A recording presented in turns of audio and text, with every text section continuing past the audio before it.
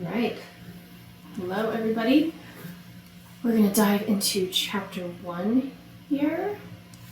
Once I can figure out how to get me off the screen.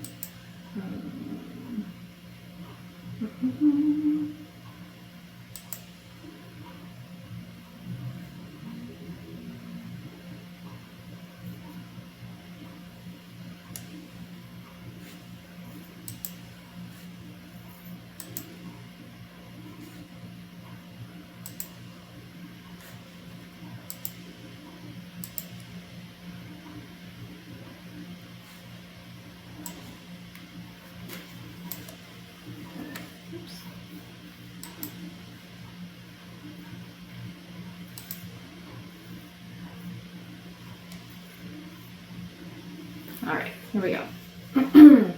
Chapter 1, Living with Art. So with this book, normally the chapters are broken down into very specific topics like drawing, painting, printmaking, sculpture, photography, digital design, things like that. But this first chapter is kind of an overview of a lot of different things that we're going to be looking at.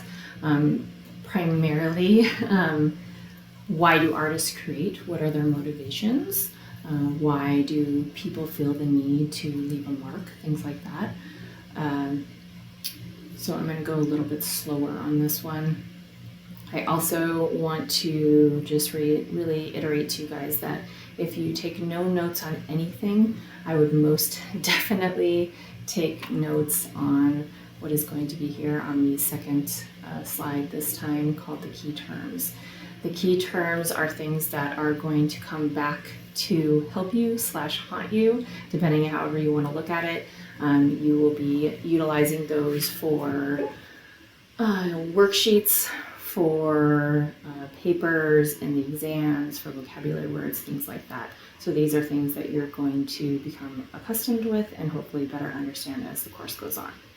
So with that being said, I'm going to dive into chapter 1. So what are we going to be covering in this chapter? In this particular chapter, the book is called Living with Art, so it's overview. We're going to talk about the impulse for art. What do artists do? Creating and creativity, looking and responding. So your key terms include aesthetics, megaliths, Neolithic, selective perception, and vanitas. So a lot of these different things we're going to dive into, both vocabulary wise. I'm going to go over that, but I'm also going to show you visual representations or examples of them.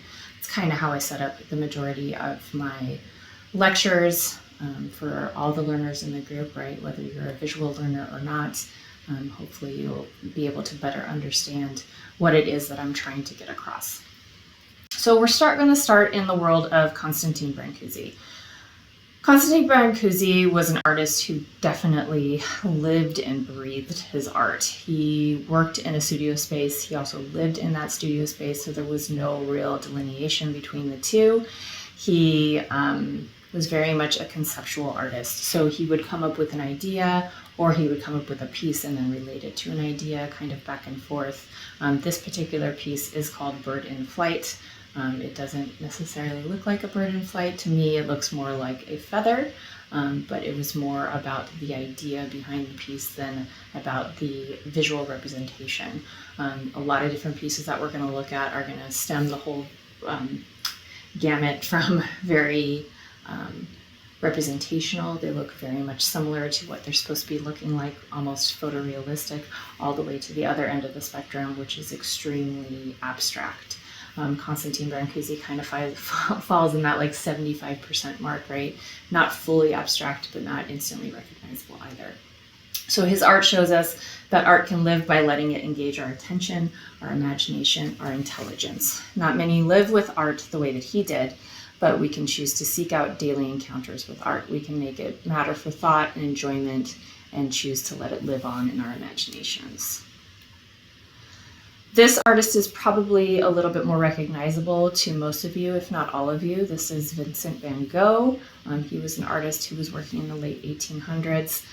He is probably best known as the artist who cut off his ear, when in actuality it was just his earlobe. There are differing theories on how he died, but most people fall on the end that he killed himself. I'm not quite sure about that, but I'm going to let one of your fellow students tell you more about him during their art talk at the end of the semester, so I'm not going to dive too deep. He's best known for having a lot of mental instability, and he actually did a lot of his work in a mental asylum or hospital towards the end of his life, including his most famous piece, The Starry Night, which we'll look at here in just a little bit. But this particular piece is one of his many sunflower pieces. He was attracted to nature very much. He just enjoyed nature a ton, and so he did a whole lot of pieces in his words of what he found to be beautiful. And a lot of his pieces center around nature. So this is one of them, and here are a few other ones. Van Gogh was what is referred to as an impasto artist. He would, if he was working in modern times, he most definitely would have worked directly out of the tube of paint. In the late 1800s, mid to late 1800s, plastics didn't exist. There was no tubed paint, right? So he just applied it very thickly, and you could see a lot of the brush strokes, things like that. This piece is an altar piece. For those of you who don't have a religious background, didn't grow up in churches, an altar piece is essentially the altar where the priest or the preacher would stand at the end of the church or the top of the church, however you want to look at it. This would be the area in which they would stand behind. The majority of altar pieces have a painting when the painting is open, like we see here, but also a different painting when it is closed. This particular piece was actually commissioned for a chapel in a hospital. The idea behind it was that those who were suffering could come and look at Christ's suffering and hopefully feel some ease, some empathy, stuff along those lines. So next we're going to talk about the idea of aesthetics. Aesthetics is a branch of philosophy that deals with the nature of art and asks questions such as what is art, how and why it affects us. It's considered the feelings aroused in us when we look at different pieces, right? Certain people are very drawn to abstract art. Other people are very drawn to landscapes. Other people are very drawn to portraits. It just depends on your own personal aesthetic. You hear this used a lot probably when it comes to fashion, when it comes to music. All of these things are valid, and your own personal aesthetic is your own personal aesthetic. It's not bad, good, indifferent. It's just what it is, right? So certain people have their own personal aesthetic throughout their whole entire lives. Other people kind of ebb and flow a little bit, but it's really what brings you joy in a very simplistic way of thinking. But feelings aroused in us in the sensory experiences, right? Experiences we have through all the senses: sight, hearing, taste, touch, smell. So concept art is older theories defined art in terms of how artists combine the real, what is seen, with the ideal, what's imagined. And along those lines of the ideal or faith-based things, right? We're going to look at a lot of religious art throughout the course, mainly because the Roman Catholic Church had a lot of the money, the power, the sway, so they were able to have a lot of artworks produced for a very long period of time before individuals or families came along and kind of started to pick and choose artists and hire them for things, right? So we'll come back to that whole idea. So we're going to look at different aesthetic theories. First, we're going to look at Aristotle, and then we're going to look at Plato. If you've never heard of these guys, I'd be kind of surprised. If you have not, you should probably brush up on your Greek theology and things like that. But with Aristotle, he really put forth the idea of mimesis, so the imitation of nature. And in the 4th century BCE, he believed that the objects to be imitated or created should not just be anything. Artists shouldn't just produce any type of art. Their art should be objects or people that demonstrate goodness, beauty, and truth. If it was not any of these things, it was not deemed in his own personal aesthetic and beliefs to be good enough to be represented through an art piece. So to Aristotle, art is philosophical and deals with those universal issues of goodness, beauty, and truth. This next piece I find a little bit ironic because even though it is probably good, it's a well done piece, right? It's beautiful to look at. It's not exactly true, right? Well, I guess this particular piece is true because it's showing the truth behind the end product, but the end product itself is not true. And let me explain myself. So this is a painting by Angelica Kaufman of Zixus, selecting models for his picture of the Helen of Troy. So the artist is the man seated on the stool on the right-hand side, and he's looking at a bunch of different female models because he's trying to do this portrait of Helen of Troy, but he's trying to present this untruthful representation of her because he wants it to be aesthetically beautiful and pleasing, but it's not actually a portrait of her. So in that sense, the piece that he's creating is not true. So hopefully that makes sense. But he selected the most beautiful parts from many different women to represent his version of Helen of Troy. Next, we're going to look at Plato. If you talk about Aristotle, you kind of got to talk about Plato. They kind of go hand in hand. But Plato was a little bit pre-Aristotle. So he questioned the idea of imitation because to Plato, the idea itself is what lies in absolute perfection.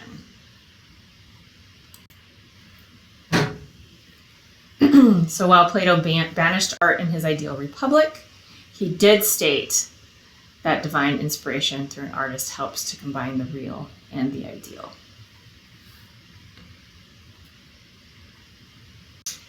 So artists of the Renaissance, like Raphael, in his portrayal of imagined beauty in Galatia, seen here, returned to Platonic thought through the use of inspired imagination in creating the beautiful. So this wasn't necessarily true. It wasn't necessarily real, not an occurrence that really happened, right? Because we're dealing with Cupid, we're dealing with hybrid human animals, things like that that don't actually exist. However, his representation of it was very beautiful, right? Arguably so. Next, we're going to move on to Yoruban aesthetics. So this is a piece done by Yoruban artists out of Nigeria. They believed in moderation of reality. And ideal art is not about replacing exactly what you see, nor is it about absolute abstraction, right? They fall somewhere in the middle. Their pieces are recognizable as human beings, but aren't necessarily representing an individual, if that makes sense. So this idea of art is seen in what we see here called the twin memorial figures, with its clear separation of parts, simplified and symmetrical style, and definite repetition of shapes. So next we're going to move on to what is referred to as the impulse for art. So what we know about human history indicates that no society has lived without some form of art. The ability to make images is uniquely human, and it is the starting point for creating art. I think no matter where the artist is from, what time period they lived in, what culture they existed in, all artists create marks and want to be remembered, right? They want to leave their everlasting mark on their culture, their family, whomever, wherever. But we all have that impulse. And I say we all do because I've never met someone who has said, yeah, as a kid, I never drew or colored or anything like that. We've all done that. Most of us have probably gotten away from that to a certain extent, if not entirely. But we all have memories as a childhood of creating things, of creating art, creating marks. So speaking of creating marks and art, the oldest recorded versions of this in human history come from Chauvet Cave. So there are three main caves throughout the world that are talked about through art historians and art history courses. There's Chauvet, Lascaux, and Altamira. This is an image from Chauvet. which is a cave out of France. It was discovered accidentally in 1994, but it's actually been there for over 30,000 years. How do we know that? We know that because of what is referred to as carbon dating. They can date the rock, they can date other scientific things that I do not know enough about, but they can date these things and get a rough estimate of how long these things have actually been there, which is really, really freaking cool. So most of the artwork dates to an earlier period, like I said, 32 to 30,000 years before Common Era. Right here it says BP, but throughout the course I'm going to refer to things as either BCE or CE. BCE is before Common Era versus CE, which is Common Era, which is what we are in now. So we are in the year 2025 currently when I'm recording this, CE, Common Era, right? Some other really cool things found here were child footprints, charred remains of ancient hearths, and carbon smoke stains, which is really cool to just show a glimpse of life into the people who were living at the time that these drawings and paintings were created. Once upon a time, back in the 90s, this was open to the public, and people were free to come and check it out and look at it. But after it being cut off from the world and from all the toxins in the air and things like that, the heavy amounts of carbon that were being emitted from the people just breathing started to deteriorate it. So very sad, but they had to close it. The good news is that they created a entire replica cave right next to it on the site. And so you can actually go and check that out now, which is pretty cool. So I want to show you a couple things. So this website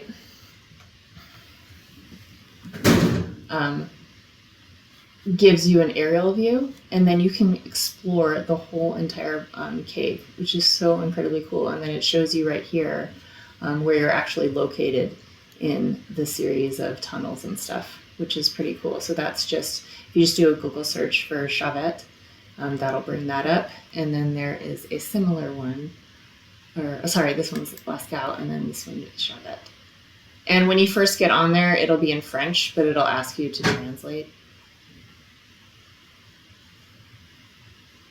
So there's one for Chauvet and there's one for Lascaux, which is pretty cool. All right. This panel is really cool because it's implementing the idea of perspective.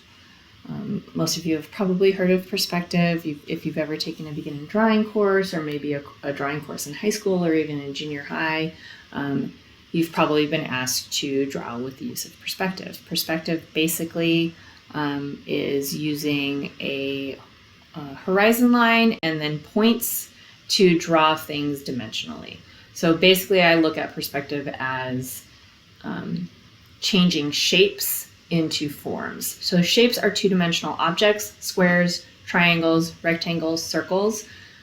Perspective turns them into three-dimensional forms. So your square becomes a cube, your circle becomes a sphere, your triangle becomes a pyramid, so on and so forth. This whole idea was not fully cemented and figured out until the 1400s during the Renaissance. And even in the early Renaissance, artists were still like kind of figuring it out. Like things were not perfect, things were kind of wonky. I will show you many pieces that have that kind of stuff later on in the semester. But the whole reason for me saying this is that these artists who are working over 30,000 years before the Renaissance are starting to incorporate perspective. And we see this in this the shoulder blade of this bear right here, right? So you may be thinking to yourself, why is this important? Why is this impressive? All of these things. This is so incredibly crazy cool, because nobody else was thinking about this on the entire globe until over 30,000 years later. But this artist saw this little area in the cave that comes out, is protruding out, and thought to himself, oh, I can use that to my advantage and make that where the bear's shoulder blade is, and so it will proceed intrude out into space. And that whole idea is just bonkers that they were thinking about that far back. So you should be impressed. It's basically what I'm saying. This is a different panel that leads art historians to believe that the artist that created this piece probably created all of the pieces that are found in the cave. The reason they think that is that this is a very early representation of the use of pointillism. If you've never done pointillism, it's essentially a way to create shade and form using just dots. Most of the time it's with ink or pencil or charcoal or something like that on a much smaller scale. This particular image shows the artists used the back of their palm and they put it in pigmented soot and then they applied it to the cave wall. The area on the right-hand side is where the head of the buffalo was, or the ram was, and over time water has washed that away, but it's still there, and they believe that it's one artist because all of the palms are approximately the same size. This is just another area that has more drawings and shows a lot of the local animals that were living there. Panther, ibex, bear, things like that. Another panel, important to Chauvet, contains 20 animals. Drama highlighted by the rhinoceros confronting each other. It's very unique in Paleolithic art, showing animals interacting with each other. There's also some horse heads. It's really hard to get a sense of the scale of a lot of these things. You'll hear me talk about this a lot throughout the course, about how photography, although it is a very valid, very beautiful art form, it flattens things because you can't get the exact scale, texture, colors, all of that stuff, all of these things, like there's just a little bit of distance between us, the viewers, and the actual place. So I will actually use a lot of short videos to show you things that are larger in scale, that are very dimensional, things like that. I always think about when I was an undergrad and I was learning first about Jackson Pollock and Rothko and artists like that, and just not understanding why everyone enjoyed their art so much until I saw their pieces in person. Because with Rothko, it's about how the colors interact and they just vibrate with each other. But with Pollock, it was about a whole nother level of dimension that I didn't even know was possible with paint. And how he would paint around the edges of his canvases and things like that you just cannot fully comprehend when you see a photograph. So similar things here, like some of these animals are up to 12 feet long, but you would never get that idea by just looking at a photograph. So just something to think about. All right. So it may have taken the artists all of their short life, 20 to 30 years at the time. Just for reference, it took Michelangelo 5 years to paint the ceiling of the Sistine Chapel and another 7 to finish the Last Judgment. So Chauvet is much larger, and there's certainly not the case in Altamira and Lascaux, but there are many generations of artists that had been at work, and the general public contributed too through their graffiti-like engravings, unfortunately, leaving counterfeits of themselves in different areas. All right. So next we're going to move on to constructing meaningful images and forms, and to create order and structure, and to explore aesthetic possibilities. These are all characteristics that seem to be part of our nature as human beings, right? We want to do things. We want to make things and areas pleasant for ourselves. Just to be surrounded by happiness and joy, I think the majority of us, right? And we want to come to places that help us experience those and experience these feelings and emotions that other people have had as a collective whole. So the impulse for art, right? Everybody has their own different reasons, but I think a lot of those things are seen time and time again. So for those of you who don't know, this is a very well-known location. This is Stonehenge. You might know it better by this image versus this one. And this is a quote by Anthony Carroll that I'm going to read real quick. So all art is basically a Paleolithic or Neolithic, whether the urge to smear soot and grease on cave walls or pile stone on stone. Right? Everybody has an urge to leave something behind, to create a mark, right? So at its height, it consisted of several concentric circles of megaliths, very large stones surrounded and turned by a circular ditch. It was built in several phases over many centuries, beginning around 3100 BCE. And pictured here, the tallest circle originally consisted of 30 gigantic upright stones capped with a continuous ring of horizontal stones. So once upon a time, all of these stones were the same, and all of the stones that went around the whole entire top were the same. All very large, all very massive, all very heavy, right? So now I'm gonna move it down here.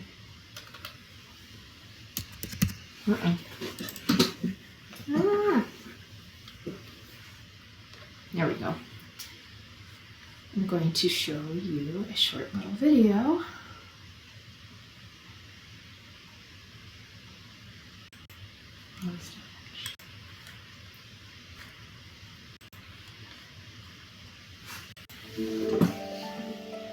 Stonehenge is the most famous of Britain's stone circles. A visit starts at the museum, where you'll see artifacts from the Stone Age people who built it. A 360-degree theater demonstrates how the structure is aligned with the heavens, marking both the longest and the shortest days of the year. And outside, a thatched hut hamlet helps you imagine how its Neolithic builders once lived. Huge stones like this replica were quarried, carved, and then moved for many miles, some of them from as far away as Wales, 200 miles to the west. They barged them down rivers. They may have rolled them on logs like this. Nobody knows for sure. After this introduction, a bus shuttles you to the site.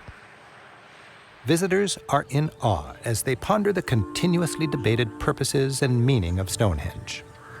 The major stones were erected at the end of the Stone Age, just before the advent of metal tools.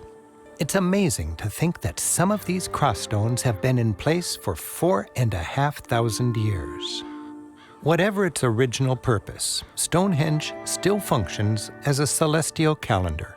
Even in modern times, the sun rises on the longest day of the year in just the right spot, and it retains its powerful sense of wonder over those who gather. For over 4,000 years in a row, this ensemble of stones, so artfully assembled, has silently done its duty.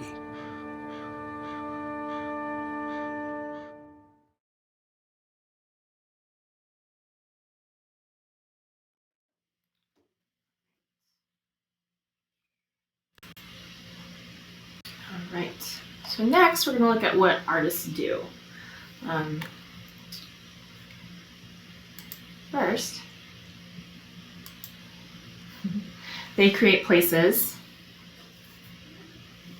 for people to gather, such as Stonehenge or the Vietnam Veterans Memorial by Maya Lin, seen here.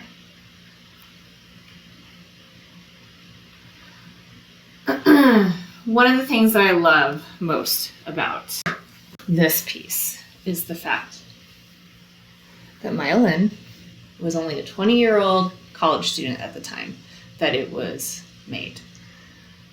There was a call out nationally to artists to come up with a memorial here for all the people who died, gave their lives, were lost during this war, this conflict, and she was chosen out of all of them, which I think is just fabulous. Like, she hadn't even graduated from college yet, and she won out.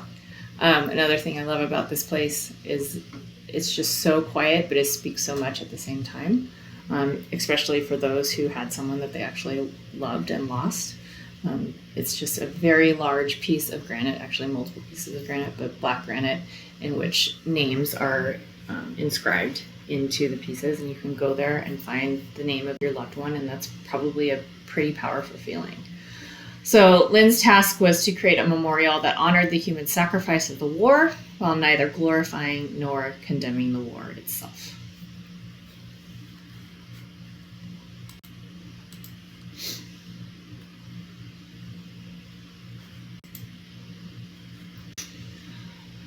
So next, we're going to look at another task performed by artists, and that is to create extraordinary versions of ordinary objects. This is a great example of that. Textile cloths, they can be used as fabric, they can be used as blankets, rugs, things that you hang on the wall, clothing, all of those type of things, right? This is an example of a kente cloth. Kente is woven in hundreds of patterns, each with its own name, history, and symbolism. And each of them is different. No piece of kente cloth is exactly the same. The piece in the book, I believe on page 9, is slightly different. There's different colors being used in the fabric. The squares or the rectangles are slightly different shaped or sized. And every single kente is a little bit different.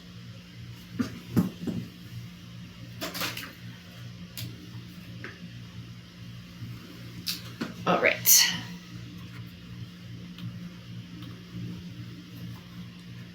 No.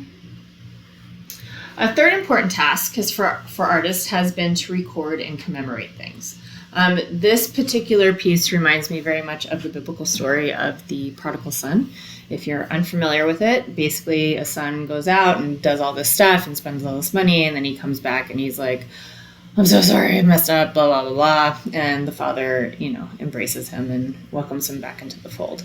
Very much a similar story going on here, just from a different perspective, right? So artists create images that help us remember the present after it slips into the past. This is a painting by the 17th century artist named Manohar, one of several painters employed in the royal workshops of the Emperor Jahangir, who was a ruler in India at that time. So at the center of the painting, we see Jahangir in the blue, seated, and his son is in the yellow to the left, slightly to the left. He's offering him a golden cup. So this is commemorating the moment of reconciliation between father and son. A lot of other artists throughout time, throughout cultures, throughout areas of the world have recorded and commemorated little things like this. Other things like weddings, wars, little things, big things, sometimes just family coming together with portraits. But it's definitely an important task that artists have recorded throughout history. A fourth task is to give tangible form to the unknown, or portray what cannot be seen by the eyes or events that can only be imagined, right? So a lot of this goes back to religious art, whether it's Western religious art, Eastern religious art, all different types of religion, because those are things that people have to have faith in. They can't physically see those things, right? So an anonymous Indian sculptor gave tangible form to the Hindu god Shiva, seen here in the 10th century. The lord of the dance is encircled by flames, his long hair flying outward. Shiva dances the destruction and rebirth of the world, the end of one cycle of time and the beginning of another. This is a bronze cast piece. We will talk much more in depth about bronze casting in the sculpture chapter, but this is kind of an introduction to that. And then a fifth function artists perform is to give tangible form to feelings and ideas. This is the ever popular, I should say, The Starry Night by Vincent van Gogh. This is one of those works that when I saw it in person, I was underwhelmed. And a lot of people hate me for saying that. Do as you will. But it's very small. It's one of those things that you can know the dimensions of something, but until you see it in person, you either are like, oh, that's much bigger than I thought it was going to be, or you're like, oh, that's a little smaller than I thought it was going to be. And for me, it was the latter. It's very beautiful, lots of amazing texture, lots of beautiful color work, but the size itself was underwhelming. So he actually worked on this when he was living in a mental hospital towards the end of his life. At this period of time, he believed that when you died, you would be sent to one of 7 stars and would continue to live your life out there. And so that is kind of his visual representation of what he believed would happen to him after he died. So I think I mentioned this briefly earlier, but if I didn't, when he was living in the mental hospital, He had 2 rooms. One was to sleep in and one was to work in. And this is actually the viewpoint out his window of the room that he worked in. And he actually did a whole series of beautiful ink washes. I really, really enjoy Van Gogh's ink washes with all his hatching and cross hatching and just the way that he saw the world, I find to be quite beautiful. Some of them were fully resolved drawings. Others were just sketches. Others were just the inner workings of his mind, I like to believe. This particular one on the lower right was actually a sketch that he then later turned into a more fully realized oil painting. And then finally, artists refresh our vision and help us to see the world in new ways. I think this happens to all of us. I know I'm very, very guilty of it. You have so many things going on, so many things running through your mind. Once you get done with one activity, you got to move on to the next class. Got to get to my job, got to get to my family, got to do this, got to do that. But I think in all of the busyness, we sometimes forget to focus on the little and the beautiful things that surround us.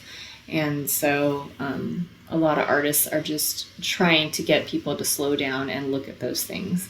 Through art, we can see the world through someone else's eyes and sometimes see those beautiful things.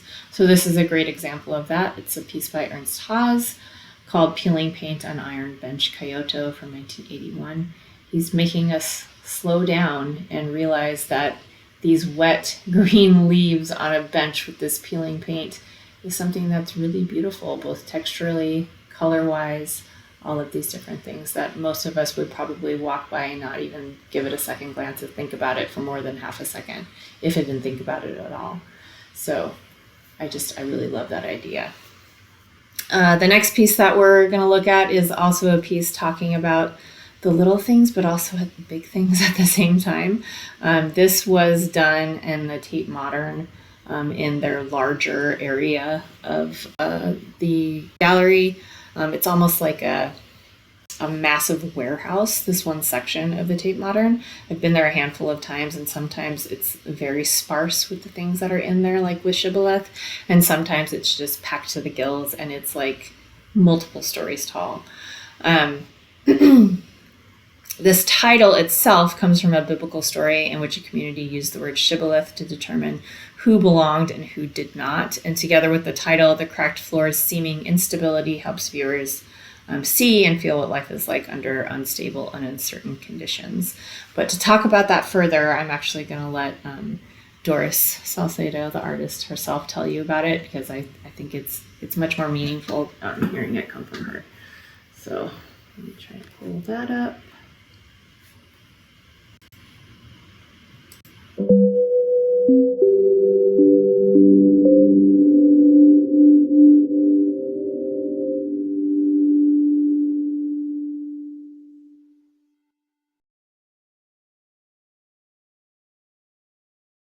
Shibboleth is a piece that refers to dangers at crossing borders or to being rejected in the moment of crossing borders.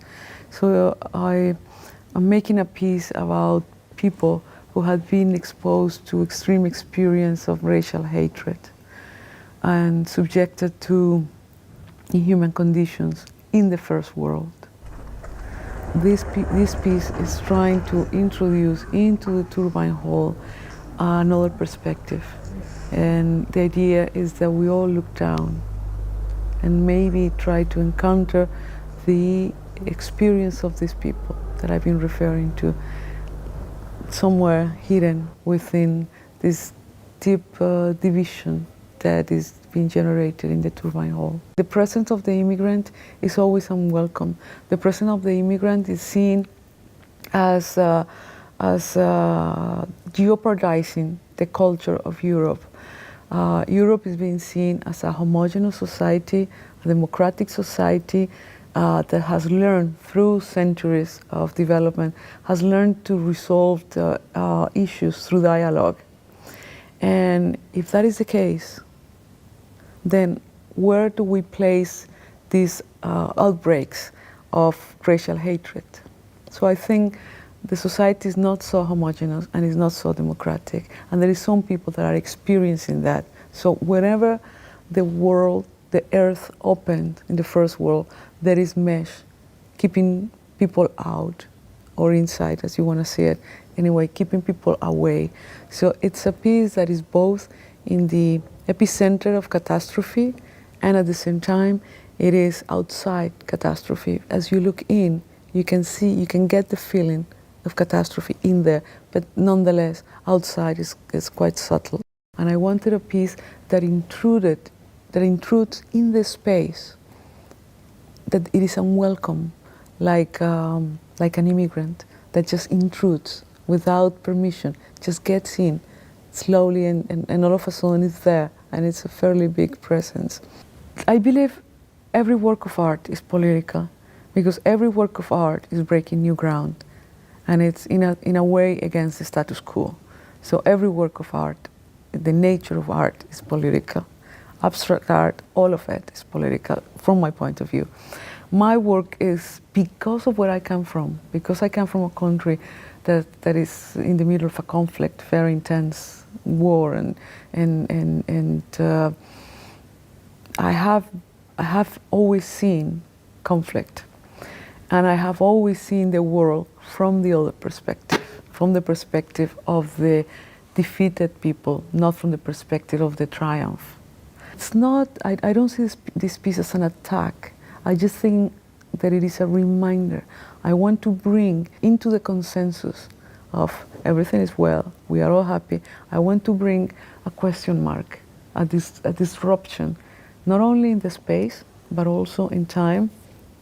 What is it before and what is going to happen after? There is a quote by the philosopher Theodor Adorno that I find it amazing. He said that we should all see the world from the perspective of the victim, like Jewish people that were killed with the head down in the Middle Ages. So he wonders, what is the perspective of a person that is agonizing in this position? So I just wanted to get that perspective. Is the world upside down? What it is like to see the world from down there? So once the show is over, there will be, the piece will be sealed. The piece will remain under the floor, and it will be sealed. So a permanent scar will always be in the turbine hall as a memory, and as commemoration of all this life that we don't recognize, that for us are like ghosts anyway. So in that way, the memory of the piece and the presence of the people that we don't want to look at, the presence of this life that we don't want to acknowledge, to have pretty much the same character, just a vague memory.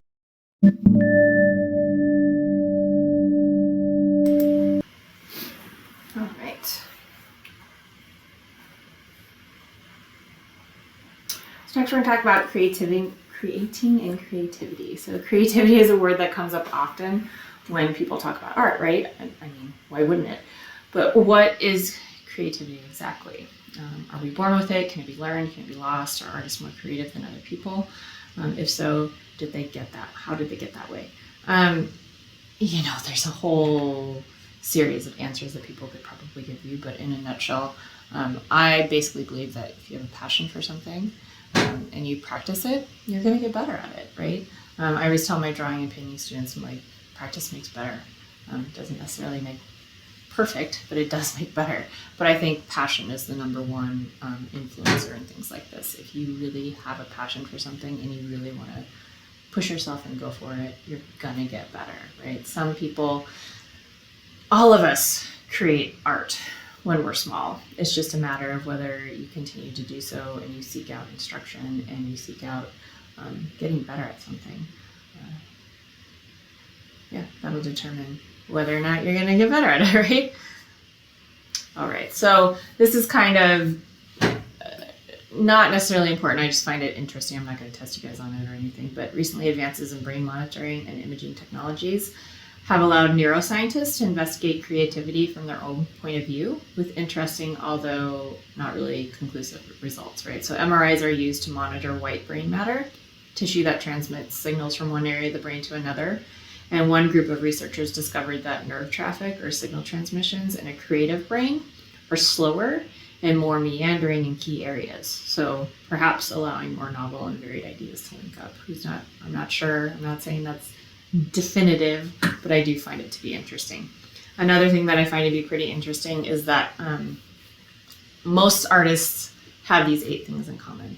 I am very close to a lot of artists. My husband and I met in art school. 2 of my closest friends are artists.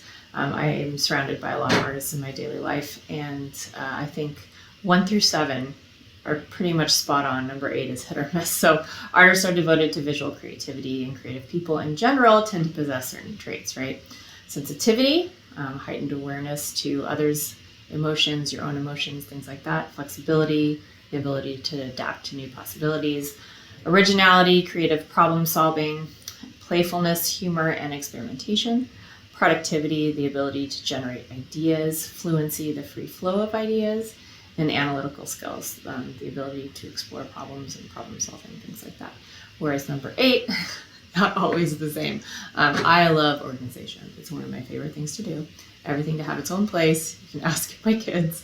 But other artists are very all over the place.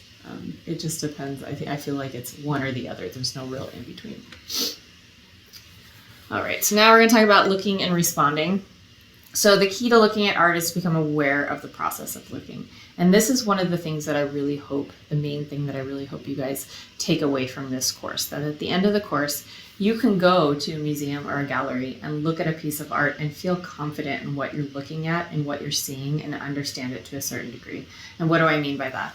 We're going to talk a lot about composition. We're going to talk a lot about texture, color, placement, unity, variety, rhythm, all of these different elements and principles of design. And I think once you start to understand the elements and principles of design, you'll be able to recognize them in art pieces and be able to comfortably both talk about art and look at it and understand what is going on to a certain degree. And I really hope that happens for each and every one of you. So to navigate through daily life, we practice what is called selective perception, right? I think especially in modern times, there's so much going on all around us. There's so many stressors, so many things flying past us that it's really easy to kind of get that tunnel vision and just focus on one thing, focus on the visual information we need for the task at hand, and then relegate everything else to the background. I think sometimes that's the only way to get through, right? But the subjective nature of perception explains why a work of art may mean different things to different people. So the more we know, the richer a new encounter with each piece will be. So encountering a piece in person definitely enriches that experience tenfold. And I fully 1000% believe that. Above all, the most important key to looking at art is to become aware of the process of looking itself, to notice details, visual relationships, color theories, the texture going on, the dimensions, the brush strokes, all those different things make a huge difference in your experience of something. So the field of psychology has found that there are some commonalities in the ways that we perceive visual information. In particular, graphic designers apply a series of principles called the Gestalt theory. Some of you may have heard of that. It's based on the assumption that the whole is more than the sum of its parts, right? Our minds interpret visual information in predictable ways in order to make sense of what our eyes see. But I think generally speaking, when we first see an image, we see everything, we see the whole entire thing. And then if we take the time, then we can start to break it down. So a great example of that is this piece here on the left. This is a poster done by a bicycle company called Public. And I know the first time I ever saw this, I looked at it right away and I was like, oh, it's just a bicycle, right? But then if you start to break it down, you can actually see that the handlebar is a P. The front bracket for the bike to connect the wheel to the bike itself is a U, right? The pedal is an L. The other bracket to connect the back wheel is also a C. And then you start to break it down and you're like, oh, it says Public in there, which is pretty cool. So the letters in the poster for the bicycle company are located near each other, and the two large ovals, and they also share color and thickness with the ovals. So we assume that they belong together and act as a group, visually speaking at least, right? Next, we're going to look at some vanitas pieces. Vanitas pieces have been used throughout history, culture, time, all of these different things to represent what is referred to as vanity. all humans have it. It's just a matter of how much vanity we all have, right? And what is vanity exactly, right? Obviously, at least what comes to mind in my mind is certain people are very vain about their looks, right? But other people are vain about other things, whether it be their education, how much money they have or don't have, the places that they have traveled, and they, look down on other people because they haven't traveled to places like that. All of these things very much represent vanitas, and all vanitas paintings represent a lot of these different things. So in most vanitas pieces, we see recurring themes like mirrors, maps or globes, coins or jewels to represent wealth, skulls to represent death, different things to represent time, whether it be a timepiece, a watch, a clock, or something like a candle, or one of those timers, right? But only when we start, looking into these pieces can we start talking about what vanity is truly going on there. So it all is the biblical book of Ecclesiastes, a meditation of the fleeting nature of earthly life and happiness, in which we read in the end, all is vanity. Doesn't really necessarily matter, right? All these things that we had with us in our lives doesn't necessarily matter, because in the end, we're all going to end up like the skull, right? This is a much more modern version of a vanitas piece. This is by Audrey Flack. Audrey Flack is an interesting artist. She paints with an airbrush, so all of her pieces look very much like photography. However, they're very grand in scale, like 6 by 7 feet, 7 by 7 feet, things like that, 5 by 5 feet. So they're much bigger than a traditional photograph would be. In her vanitas, right, we see some of those recurring themes. We see a candle for time. We see a calendar for time. We see a mirror, a skull, a portrait of her when she was younger to show the fleeting nature of time, things like that. And despite their differences, both Flack and Valdez provide us with many clues to direct our thoughts. They depict objects that have common associations and then trust us to put all the evidence together. So in summation of chapter 1, works of art can have many meanings, and the greatest works of art can transcend time to speak to each new generation. All right, that's all we got for this one. See you guys on the next one.